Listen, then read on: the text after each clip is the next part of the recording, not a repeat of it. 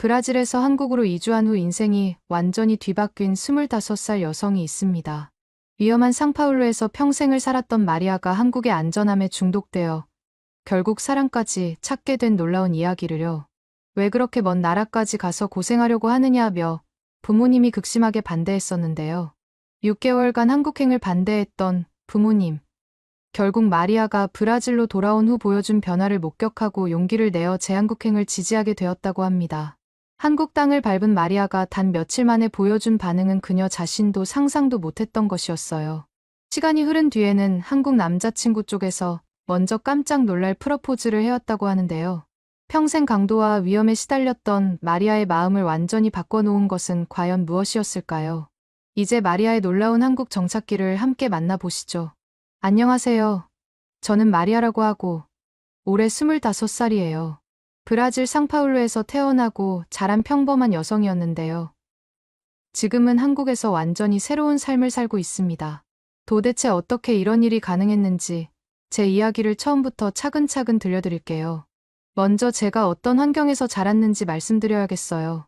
상파울루 중심가에서 차로 30분 정도 떨어진 빌라 마달레나라는 동네에서 부모님, 그리고 3살 어린 남동생 페드로와 함께 살았습니다.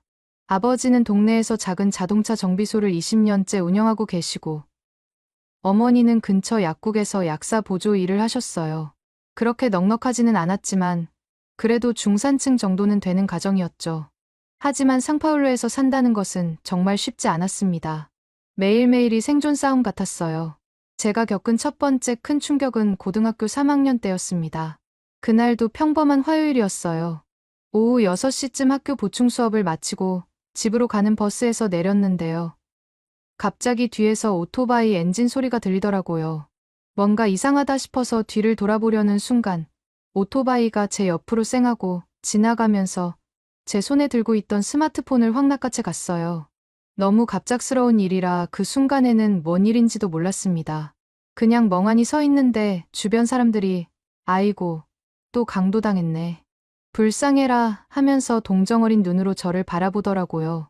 그제서야 제가 강도를 당했다는 걸 깨달았어요. 다리에 힘이 풀려서 그 자리에 주저앉았습니다. 아버지가 대학 준비하라고 사주신 첫 스마트폰이었는데 그렇게 순식간에 사라져버렸어요. 집에 와서 엄마한테 말씀드렸더니 아이고, 다행히 다치지 않았구나 하시면서 저를 꼭 안아주셨는데 그때 제가 얼마나 울었는지 몰라요. 엄마, 왜 하필 나한테 이런 일이 생기는 거야? 정말 억울하고 분했어요. 하지만 엄마는 마리아야, 여기서는 이런 일이 일상이야. 스마트폰 하나 잃어버린 것 가지고 뭘 그러니? 다치지 않은 게 천만다행이다라고 하시더라고요. 그때부터 알았어요. 이곳에서는 안전이라는 게 사치라는 거요. 그런데 이건 정말 시작에 불과했습니다. 대학교 2학년 때는 정말 끔찍한 일이 있었어요. 그날은 목요일 밤이었는데 도서관에서 늦게까지 공부를 하고 밤 10시쯤 집으로 가려고 학교 앞 정류장에서 택시를 기다리고 있었어요. 그런데 한 중년 남자가 다가와서 말을 걸더라고요. 아가씨, 택시 기다리세요? 네. 그런데요? 제가 안전하게 집까지 데려다 드릴게요. 빨리 타세요. 그 순간 뭔가 이상하다는 생각이 번쩍 들었어요. 진짜 택시기사라면 미터기를 켜고 요금을 물어봤을 텐데. 그런 얘기는 전혀 없이 그냥 차 문만 열어주면서 재촉하더라고요. 아니요, 괜찮습니다. 정식 택시를 기다릴게요. 여기서 혼자 있으면 정말 위험해요. 빨리 타세요. 그러면서 제 팔을 잡으려고 하는 거예요. 그때 정말 소름이 끼쳤습니다. 온몸에 달살이 돋으면서 이 사람은 정말 위험한 사람이다라는 직감이 들었어요. 뒤도 돌아보지 않고 있는 힘껏 뛰었습니다. 다행히 100m 정도 떨어진 곳에 24시간 편의점이 있어서 그곳으로 뛰어들어갔어요. 아저씨, 저 사람이 저를 따라와요. 도와주세요. 점원 아저씨가 밖을 확인해 주셨는데 그 남자는 벌써 사라진 후였어요.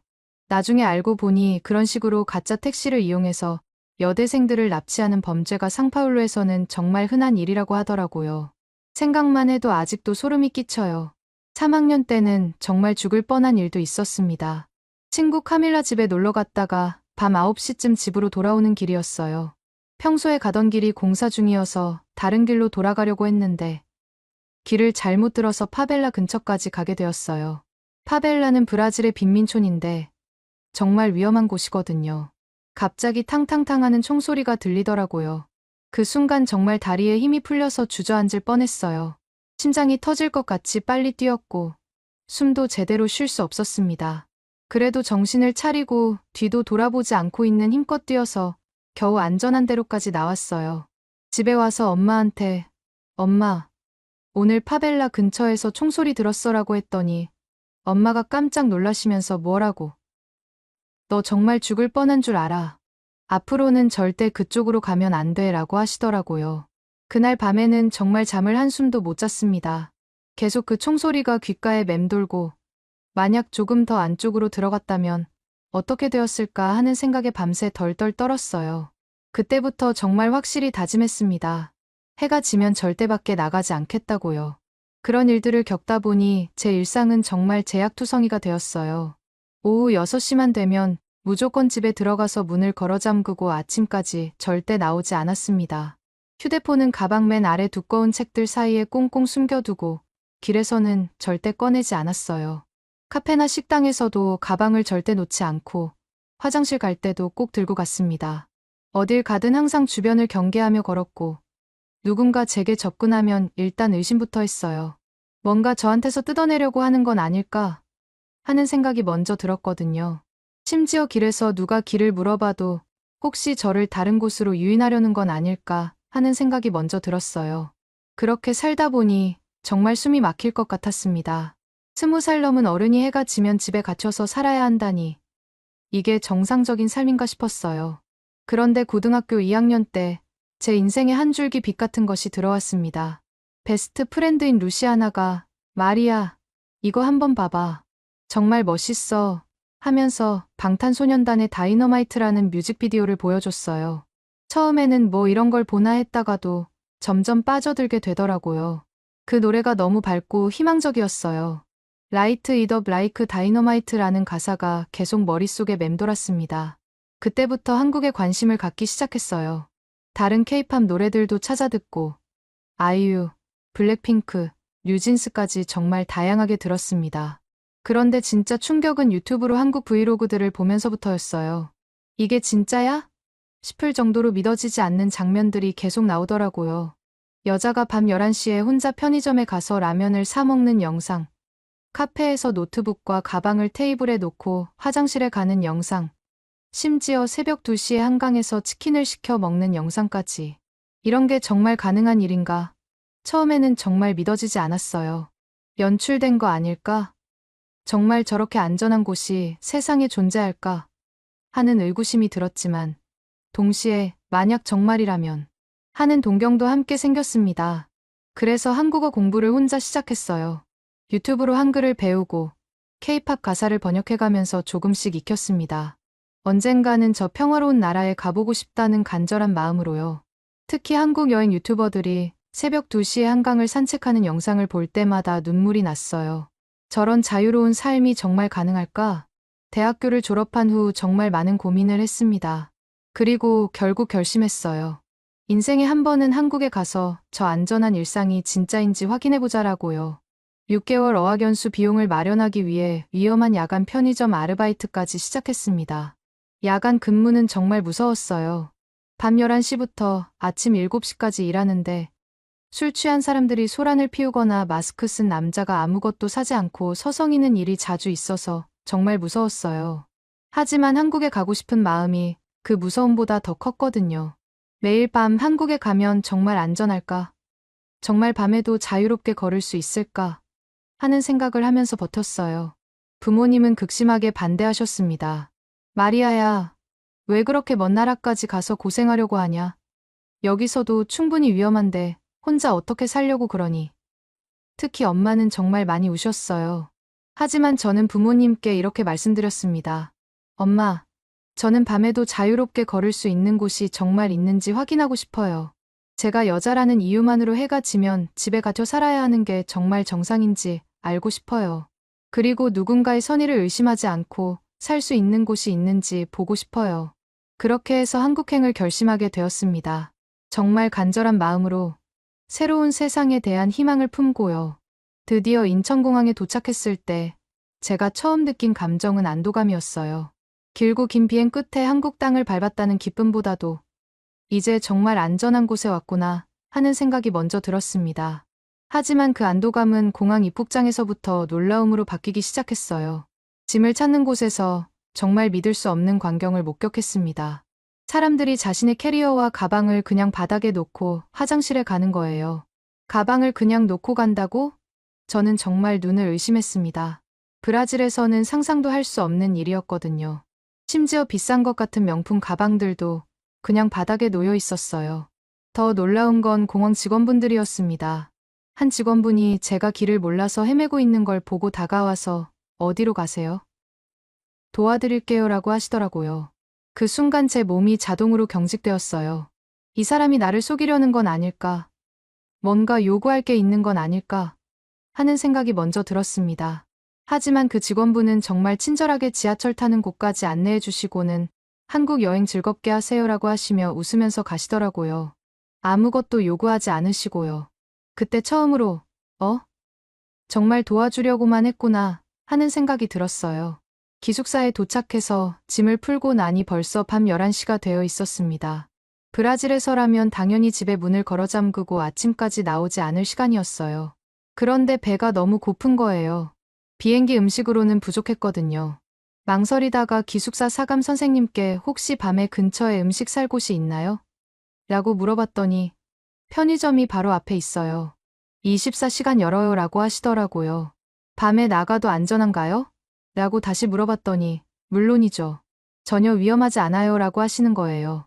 반신반의하면서 편의점에 갔는데 정말 충격이었습니다.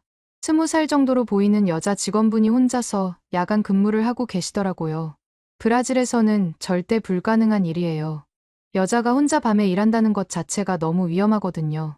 라면을 하나 사면서 혼자 일하시는데 무섭지 않으세요? 라고 물어봤더니 그 직원분이 왜 무서워요? 여기 안전해요 라고 하면서 웃으시더라고요. 그 말을 들었을 때 정말 눈물이 날 뻔했어요. 안전해요 라는 말을 그렇게 자연스럽게 할 수 있다는 게 너무 부러웠습니다. 기숙사로 돌아와서 라면을 먹으면서 창밖을 보니 더 놀라운 광경이 펼쳐져 있었어요. 밤 12시가 넘었는데도 거리에 사람들이 여전히 걸어다니고 있었습니다. 젊은 여성들이 혼자서 걸어가는 모습도 보였어요.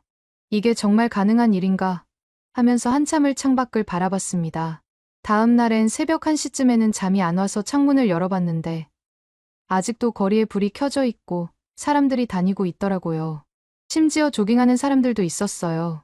브라질에서는 새벽에 밖에 나간다는 것은 자살 행위나 마찬가지인데 여기서는 그게 일상이었습니다. 그래서 정말 용기를 내서 직접 확인해 보기로 했어요. 밤 10시에 편의점까지 걸어가 보기로 한 거죠. 거리가 5분 정도였는데 저는 20분에 걸쳐서 주변을 살피며 조심조심 걸었습니다. 매 걸음걸음마다 뒤를 돌아보고 누가 따라오는지 확인하고 혹시 위험한 사람은 없는지 계속 경계했어요. 그런데 정말 아무 일도 일어나지 않았습니다. 아무도 저를 해치려 하지 않았고 아무도 제게 관심조차 갖지 않았어요. 그냥 각자 자신의 일을 하며 평범하게 걸어가고 있었습니다. 편의점에서 음료를 사고 다시 기숙사로 돌아오는 길도 마찬가지였어요. 안전히 왕복할 수 있었습니다. 그리고 첫 주말, 정말 꿈만 같은 일이 일어났어요. 새벽 2시에 한강에 가본 거예요. 한국 브이로거들이 그렇게 자주 보여줬던 그 장면을 직접 경험해보고 싶었거든요. 한강에 도착했을 때 제가 본 광경은 정말 꿈 같았습니다. 새벽 2시인데도 여성들이 혼자서 조깅을 하고 있었어요. 커플들이 치킨을 시켜서 함께 먹고 있었고 친구들끼리 맥주를 마시며 수다를 떨고 있었습니다. 그 모든 게 너무나 평화롭고 자연스러웠어요. 그때 정말 눈물이 났습니다. 이건 꿈인가? 이런 세상이 정말 존재하는구나 하면서요. 제가 그동안 꿈꿔왔던 그 자유로운 삶이 바로 눈앞에 펼쳐져 있었어요. 아무 걱정 없이 밤에 밖에서 시간을 보낼 수 있다는 것. 그게 얼마나 소중한 건지 그때 깨달았습니다. 하지만 진짜 운명적인 만남은 2주 후에 일어났어요. 그날은 기숙사에서 다른 곳으로 이사를 가는 날이었습니다. 큰 캐리어 2개를 끌고 지하철역 계단을 올라가려고 하는데 정말 힘들더라고요. 한 개씩 번갈아가며 끌어올리려고 하는데 사람들도 많고 정말 어려웠어요. 그때 한 남자분이 다가와서 도와드릴까요? 라고 하시면서 제 캐리어 손잡이에 손을 대시더라고요. 그 순간 제 머릿속에는 브라질에서의 기억들이 번개처럼 스쳐 지나갔습니다. 도와드릴게요라고 하면서 접근했던 가짜 경찰들. 길 좀 알려주세요라고 하면서 흥미진 곳으로 끌고 가려 했던 소매치기들의 모습이요. 아니요, 아니요. 라고 소리치면서 캐리어를 뺏기지 않으려고 꽉 붙잡았어요. 그 남자분은 정말 당황하시면서 두 손을 들고 아, 죄송해요. 그냥 도와드리려고 했는데 하시면서 물러나시더라고요. 괜찮으시면 혼자 하세요라고 하시면서요. 주변 사람들이 저를 이상하게 바라보는 게 느껴졌어요. 얼굴이 빨개지면서 너무 창피했습니다. 내가 뭔 짓을 한 거지? 하는 생각이 들면서도 동시에 하지만 조심하는 게 맞잖아 하는 생각도 들었어요. 그때 그 남자분이 다시 조심스럽게 말을 걸어오셨어요. 혹시 브라질에서 오셨나요? 아까 포르투갈어로 데스쿨파라고 하시는 거 들었거든요. 정말 깜짝 놀랐어요. 어떻게 아세요? 라고 물어봤더니 대학교 때 포르투갈어 수업을 들었어요. 브라질 문화에 관심이 많아서요 라고 하시더라고요. 혹시 브라질에서는 이런 게 위험한가요? 갑자기 다가가서 놀라셨죠? 그 말을 들으니 제 마음이 좀 누그러졌어요. 네. 브라질에서는 도와준다고 하면서 접근하는 사람들이 사실은 말을 흐리니까 그분이 고개를 끄덕이시더라고요. 아, 그렇구나. 그럼 제가 이해할 수 있을 것 같아요. 여기는 정말 안전한 곳이니까 걱정하지 마세요. 그분 이름은 지훈이었고 28살의 회사원이었습니다. 한국 구경 제대로 시켜드릴게요. 브라질과는 정말 다른 걸 보여드리고 싶어요 라고 하시더라고요. 하지만 저는 아직 조심스러웠어요. 저 아직 한국 남자들을 잘 몰라서 혹시 안전한 거죠? 라고 물어봤더니 그럼 낮에 사람 많은 곳에서만 만날까요? 명동 어때요? 라고 제안해 주더라고요. 첫 번째 만남은 명동에서였습니다. 낮 2시에 만나서 카페에 갔는데 지훈 씨가 자신의 비싼 카메라를 테이블에 놓고 화장실에 가는 거예요. 저는 정말 기절할 뻔했어요. 진짜 괜찮아요? 누가 가져가면 어떡해요? 라고 했더니 여기는 브라질이 아니에요. 아무도 안 가져가요 라고 하시더라고요. 정말 신기했어요. 5분 후에 돌아오셨는데 카메라가 그대로 있었어요. 브라질이었다면 벌써 사라졌을 텐데요. 그때부터 조금씩 한국의 안전함을 실감하기 시작했습니다. 두 번째 만남은 더 충격적이었어요. 지훈 씨가 한강에서 치킨 먹어봤어요? 라고 물어보시더라고요. 밤에요? 진짜 안전해요? 라고 했더니 물론이죠. 한강은 밤에 더 아름다워요 라고 하시는 거예요. 밤 10시에 한강에서 치킨을 시켜 먹는데 처음에는 계속 주변을 두리번거리며 경계했어요. 혹시 위험한 사람은 없는지, 우리를 노리는 사람은 없는지 계속 확인했습니다. 지훈 씨가 괜찮아요. 여기 경찰서도 가깝고 CCTV도 많아요 라고 하시더라고요. 브라질에서는 이런 곳에서 밤에 있으면 정말 상상도 못해요. 강도당하거나 더 나쁜 일이 생길 수도 있어요 라고 말씀드렸더니 지훈 씨가 정말 놀라시더라고요. 그렇게 위험한 곳에서 사셨구나. 이제는 걱정하지 마세요. 여기서는 정말 안전하니까요 라고 하시면서요. 그날 밤 한강에서 치킨을 먹으면서 정말 자유롭다는 느낌을 받았어요. 아무 걱정 없이 밤에 밖에서 음식을 먹을 수 있다는 것. 사랑하는 사람과 함께 안전하게 시간을 보낼 수 있다는 것이 얼마나 행복한 일인지 깨달았습니다. 며칠 후에는 정말 감동적인 일이 있었어요. 그날 밤에 악몽을 꿨거든요.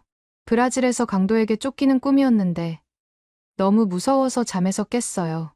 새벽 3시였는데 너무 무서워서 지훈 씨에게 전화를 했습니다. 미안해요. 그냥 누군가 목소리가 듣고 싶어서. 라고 했더니 무슨 일이에요? 지금 나갈까요? 라고 하시더라고요. 새벽에 나오면 위험하지 않아요? 라고 물어봤더니 여기는 브라질이 아니에요. 지금 나갈게요 라고 하시면서 정말로 나와주셨어요. 30분 후에 편의점에서 만나서 따뜻한 음료를 마시며 이야기를 나눴는데 그때 정말로 안전하다는 걸 느꼈어요. 새벽에도 이렇게 만날 수 있고 아무 걱정 없이 밖에 있을 수 있다는 게 너무 감동적이었습니다. 지훈 씨와 함께 있을 때만큼은 정말 안전하다고 느꼈어요. 이 사람과 함께라면 한국에서 정말 행복할 수 있을 것 같다는 생각이 들었습니다. 그리고 지훈 씨도 제 이야기를 듣고 나서 마리아의 순수함과 강인함이 너무 매력적이에요 라고 하시더라고요. 하지만 시간은 빠르게 흘러갔고 6개월의 어학연수 기간이 끝나가고 있었어요. 그때까지만 해도 저는 이것이 제 인생 최고의 시간이 될 줄은 몰랐습니다. 어학연수 종료를 이틀 앞둔 날, 지훈 씨가 정말 진지한 표정으로 저를 바라보며 말했어요. 마리아, 돌아가지 말고 여기 있으면 안 돼요. 그 말을 들었을 때 제 마음은 정말 복잡했습니다. 물론 저도 한국에 계속 있고 싶었지만 현실적으로 불가능했거든요. 비자가 끝나서. 그리고 제가 여기서 뭘 할 수 있겠어요? 제가 그렇게 대답하니까 지훈 씨가 방법을 찾아볼게요. 제발 돌아가지 마세요라고 하시더라고요. 그때 지훈 씨 눈에 정말 간절함이 보였어요. 하지만 저는 지훈 씨, 고마워요. 정말 고마워요. 하지만 그 이상 말을 계속할 수가 없었습니다. 인천공항에서 헤어지는 순간이 정말 잊을 수 없어요. 저희 둘 다 울었거든요. 지훈 씨가 꼭 연락해요. 매일 영상통화해요라고 하시면서 제 손을 꼭 잡고 계시더라고요. 저도 네, 꼭 연락할게요. 잊지 않을게요 라고 했지만 속으로는 이게 마지막일 수도 있겠구나 하는 생각이 들었습니다. 비행기가 이륙하면서 한국이 점점 멀어질 때 정말 가슴이 아팠어요. 창밖으로 보이는 서울의 불빛들을 보면서 언제 다시 돌아올 수 있을까 하는 생각에 또 눈물이 났습니다. 그때까지만 해도 제가 그렇게 빨리 다시 한국에 오게 될 줄은 몰랐어요. 상파울루 공항에 도착하는 순간부터 몸이 경직되기 시작했습니다. 인천공항에서는 마지막까지 가방을 아무 걱정 없이 놓고 다녔는데 상파울루 공항에서는 자동으로 가방을 꽉 붙잡고 주변을 경계하고 있더라고요. 아, 나는 다시 감옥으로 돌아가는구나 하는 생각이 들면서 정말 절망적이었어요. 집에 도착해서 부모님과 남동생을 만났을 때도 마음이 복잡했습니다. 부모님은 다행히 무사히 돌아왔구나라고 하시면서 기뻐하셨지만 저는 오히려 다시 제약 많은 삶으로 돌아왔구나 하는 생각이 먼저 들었어요. 한국에서의 자유로운 생활을 경험한 후라 더욱 대비가 느껴졌습니다. 저녁 7시가 되자 자동으로 집에 들어가서 문을 걸어 잠그게 되더라고요. 한국에서는 지훈 씨와 이 시간에 카페에서 데이트를 했었는데 이제는 집에 갇혀서 나올 수 없었어요. 창밖을 보니 이미 거리가 한산해지기 시작했습니다. 사람들도 서둘러 집으로 돌아가고 있었고요. 다음 날에는 친구들과 만나려고 카페에 갔는데 화장실 갈 때 가방을 들고 가야 하는 자신을 보면서 정말 우울해졌어요. 지훈과 갔던 카페에서는 그냥 놓고 갔는데 하는 생각이 들면서 한국에서의 기억들이 더욱 그리워졌습니다. 친구들이 한국 어땠어? 라고 물어봤을 때도 제대로 설명할 수가 없었어요. 정말 안전해서 밤에도 마음대로 나갈 수 있어라고 말하니까 친구들이 설마 그 정도까지야? 라고 하더라고요. 너무 과장하는 거 아니야? 라는 반응을 보이니까 더 답답했습니다. 제가 경험한 그 놀라운 안전함을 이해시킬 수가 없었어요. 날이 갈수록 밤에는 정말 견디기 힘들었어요. 배가 고팠는데 밖에 나갈 수 없어서 그냥 굶어야 했거든요. 침대에 누워서 지훈이와 한강에서 새벽에 치킨 먹었던 게 꿈 같아 하면서 그때의 기억을 되새겼습니다. 자유롭게 밤에 밖에서 음식을 먹을 수 있었던 그 시간들이 얼마나 소중했는지 그때서야 깨달았어요. 지훈 씨와는 매일 영상통화를 했지만 시차 때문에 정말 힘들었어요. 한국이 낮일 때 브라질은 밤이어서 제가 집에 갇혀 있을 시간이었거든요. 지훈 씨가 오늘 한강에서 치킨 먹었어요. 마리아 생각하면서요 라고 하시면서 한강 사진을 보내줄 때마다 눈물이 났어요. 여기서 같이 치킨 먹었던 거 기억해요? 라고 하실 때마다 가슴이 먹먹해졌습니다. 빨리 돌아와요. 매일 기다리고 있어요 라는 말씀을 들을 때마다 보고 싶어요. 정말 보고 싶어요 라고 대답할 수밖에 없었어요. 하지만 어떻게 다시 갈 수 있을지는 정말 막막했습니다. 그런데 복귀 2주차에 정말 끔찍한 일이 또 일어났어요. 새 학기가 시작되어서 등록금을 내기 위해 오후 5시에 은행에서 돈을 찾고 나왔는데 또다시 강도를 만난 거예요. 2명의 남자가 제게 다가와서 돈 내놓아. 조용히 하면 다치지 않을 거야 라고 협박했어요. 그 순간 정말 절망적이었습니다. 한국에서 돌아온 지 겨우 2주밖에 안 되었는데 벌써 이런 일을 또 당하다니. 저는 순순히 돈을 내주면서도 머릿속에서는 계속 지훈이 있었다면, 한국이었다면 이런 일은 절대 일어나지 않았을 텐데 하는 생각이 들었어요. 집에 돌아와서 지훈 씨에게 울면서 전화를 했습니다. 또 당했어요. 저는 왜 다시 이곳으로 돌아왔을까요? 지훈 씨가 마리아, 괜찮아요? 다치지는 않았어요? 라고 하면서 정말 걱정하더라고요. 그리고 제발 다시 한국으로 와요. 제가 방법을 찾을게요 라고 하셨어요. 하지만 현실적으로 어떻게 다시 갈 수 있을지 막막했습니다. 돈도 없고, 비자도 없고, 한국에서 할 수 있는 일도 없었거든요. 매일 밤 10시가 되면 배가 고픈데도 나갈 수 없어서 침대에 누워 있으면서 지우는 지금 한강에서 치킨 먹고 있겠지 하는 생각을 했어요. 한국에서 찍은 지훈 씨와의 사진들을 보면서 저 때가 내 인생에서 가장 행복했던 때였구나 하고 깨달았습니다. 한강에서 함께 웃으면서 치킨을 먹었던 사진, 명동에서 함께 카페에 앉아 있던 사진들을 보면 정말 꿈같았어요. 사랑하는 사람과 안전한 곳에서 함께 사는 게 이렇게 소중한 건 줄 몰랐다고 생각했습니다. 복귀 한 달 후에 친구 줄리아가 저에게 한국 어땠어? 재미있었어? 라고 물어봤을 때 저는 이렇게 대답했어요. 재미있다는 차원이 아니었어. 나는 거기서 처음으로 인간답게 살았어. 그리고 진짜 사랑도 만났어. 지훈과 함께 밤에 자유롭게 걸을 수 있고 물건을 잃어버릴 걱정 없이 누군가의 선의를 의심하지 않고 살았어. 그게 얼마나 행복한 일인지 여기 와서야 깨달았어 라고 말했더니 줄리아가 정말 놀라더라고요. 나에게는 안전하게 사랑할 권리가 있어. 매일 생존을 걱정하며 사는 게 정상이 아니야 라고 했을 때 줄리아가 너 정말 많이 변했다라고 하더라고요. 네, 맞아요. 저는 정말 많이 변했어요.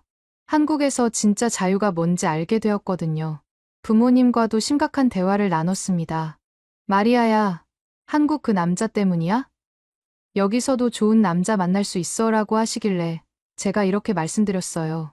엄마, 아빠, 저는 거기서 처음으로 사랑하는 사람과 밤에 무서워하지 않고 걸을 수 있었어요. 그 사람과 함께 평범하게, 안전하게 살고 싶어요. 제가 원하는 건 특별한 게 아니에요. 사랑하는 사람과 두려움 없이 사는 거예요. 여자라는 이유로 해가 지면 집에 갇혀서 살지 않아도 되는 곳에서 살고 싶어요 라고 말씀드렸더니 부모님도 할 말이 없으시더라고요. 그때부터 저는 정말 진지하게 다시 한국에 갈 방법을 찾기 시작했어요. 한국어 공부를 더 열심히 하고 한국 취업 정보도 알아보고 지훈 씨한테도 정말 다시 갈 수 있는 방법이 없을까요? 라고 물어봤습니다. 지훈 씨는 제가 알아볼게요. 포기하지 마세요 라고 하시면서 정말 적극적으로 도와주려고 하셨어요. 하지만 현실은 녹록지 않았습니다. 관광비자로는 6개월밖에 있을 수 없고 취업비자를 받으려면 한국 회사에서 저를 고용해줘야 하는데 그게 쉽지 않았거든요. 매일 밤 한국에서의 기억들을 떠올리면서 언제 다시 그 자유로운 삶을 살 수 있을까 하는 생각을 했어요. 특히 지훈 씨와 함께 새벽에 편의점에서 만나서 따뜻한 음료를 마셨던 그 순간들이 계속 생각났습니다. 그때 느꼈던 그 안전함과 평화로움을 다시 경험하고 싶었어요. 복귀 석 달 차쯤 되었을 때는 정말 우울증에 걸릴 것 같았어요. 매일 똑같은 제약 속에서 살아가는 게 너무 답답했거든요. 한국에서는 밤에도 자유롭게 나갔었는데 여기서는 오후 6시면 감옥에 갇힌 것 같았어요. 그런데 그때 지훈 씨가 정말 희망적인 소식을 전해주셨어요. 마리아, 제가 회사에 말해봤는데 관심 있어 하세요. 한국어도 많이 늘었고 브라질과 비즈니스를 할 때 도움이 될 것 같다고 하세요 라고 하시더라고요. 정말 가슴이 두근거렸어요. 정말요? 정말 가능할까요? 라고 물어봤더니 아직 확실하지는 않지만 긍정적으로 검토하고 있어요. 조금만 더 기다려보세요 라고 하시더라고요. 그때부터 정말 간절히 기도했습니다. 제발 다시 한국에 갈 수 있게 해주세요 라고요. 그렇게 복귀 6개월 후 정말 기적 같은 일이 일어났어요. 사실 그때 저는 몰랐어요. 지훈 씨가 제가 모르는 사이에 정말 열심히 저를 위해 준비하고 계셨다는 거요. 나중에 알고 보니 제가 브라질로 돌아간 직후부터 지훈 씨는 비밀리에 모든 것을 준비하기 시작했더라고요. 지훈 씨는 자신이 다니는 회사 상사분들에게 저에 대해 이야기하기 시작했습니다. 브라질에서 온 친구가 있는데 한국어도 잘하고 포르투갈어와 영어도 능숙해요. 저희 회사가 남미 시장 진출을 계획하고 있으니까 정말 도움이 될 것 같은데요. 라고 하면서 적극적으로 추천해 주셨어요. 그뿐만 아니라 제 한국어 실력을 증명하기 위한 서류들도 준비해 주었습니다. 제가 어학연수 기간 동안 받았던 성적 증명서, 한국어 능력 시험 점수, 그리고 저와 대화했던 영상들까지 정리해서 회사에 제출했더라고요. 취업비자 문제도 알아보고 어떤 절차가 필요한지 꼼꼼하게 조사해 주더라고요. 복귀 4개월 차쯤 되었을 때 지훈 씨가 정말 조심스럽게 말했어요. 마리아, 아직 확정은 아니지만 우리 회사에서 정말 관심 있어 해요. 다음 주에 화상 면접을 해보자고 하시는데 어때요? 그 말을 들었을 때 정말 가슴이 터질 것 같았어요. 정말요? 정말 가능할까요? 라고 물어봤더니 지훈 씨가 제가 이미 모든 준비를 다 해놨어요. 당신은 면접만 잘 보시면 돼요라고 하시더라고요. 그때서야 지훈 씨가 그동안 얼마나 많은 일을 해주었는지 알게 되었습니다. 화상 면접 준비를 하면서 정말 긴장했어요.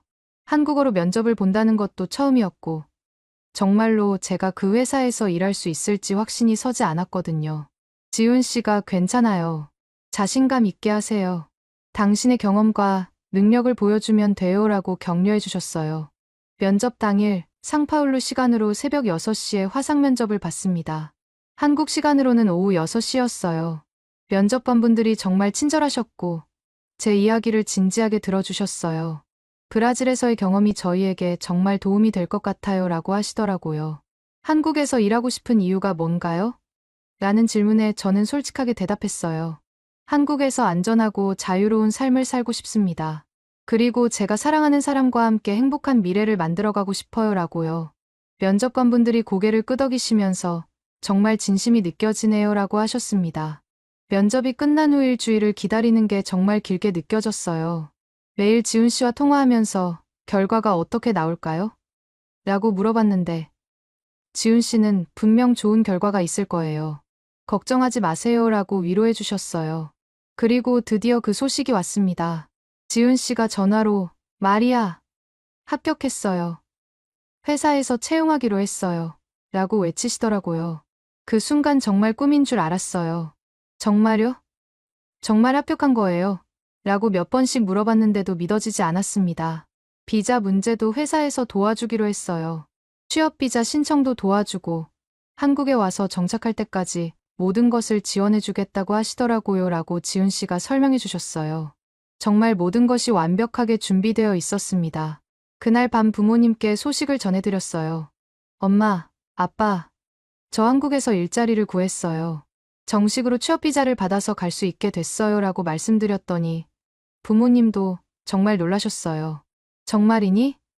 우리 딸이 그렇게 먼 나라에서 일자리를 구했다고 라고 하시면서 처음에는 믿지 못하시더라고요.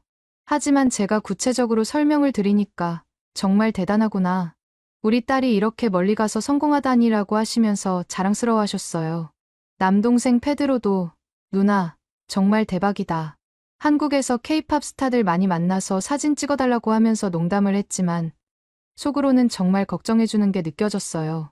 누나가 행복하면 나도 좋아. 하지만 가끔씩 연락해야 해라고 하더라고요. 비자 준비 과정도 생각보다 순조로웠어요. 회사에서 필요한 서류들을 모두 준비해 주셨고 한국 영사관에서도 친절하게 도와주셨습니다.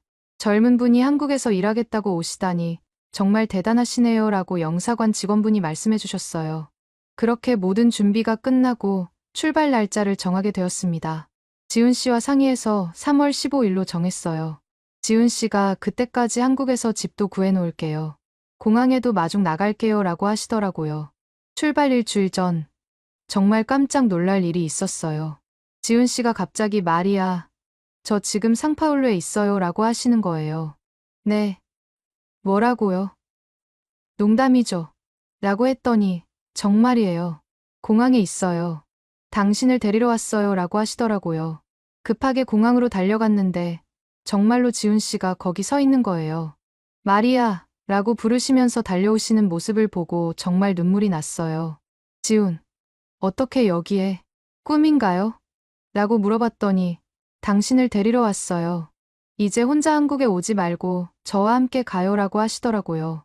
회사에서 당신을 채용하기로 했고 비자 문제도 모두 해결했어요.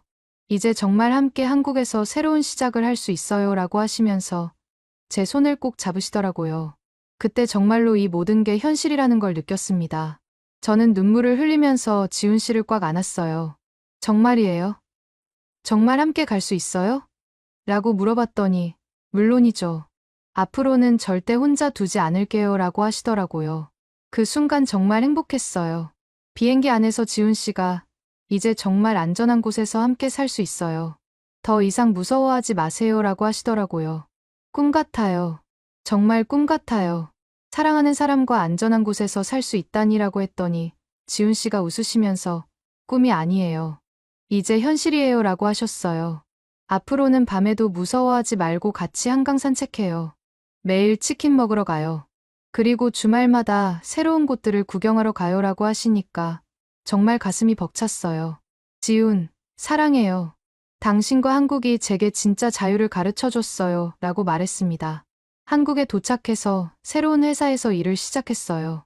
동료분들이 정말 친절하게 대해주셨고, 마리아 씨 덕분에 브라질 시장 진출이 훨씬 수월해질 것 같아요. 라고 하시더라고요. 제가 브라질에서의 경험을 바탕으로 조언을 드리면 정말 도움이 된다고 하셨어요. 지훈 씨와는 6개월 후에 정식으로 약혼을 했고, 1년 후에 결혼했습니다. 결혼식에는 브라질에서 부모님과 페드로도 오셨어요. 부모님이 한국을 직접 보시고는 정말 안전하구나. 우리 딸이 여기서 행복하게 살 수 있겠구나 라고 하시더라고요. 지금은 결혼한 지 1년이 되었어요. 브라질 친구들에게 영상편지를 보내면서 나는 사랑도 찾고 안전함도 찾았어.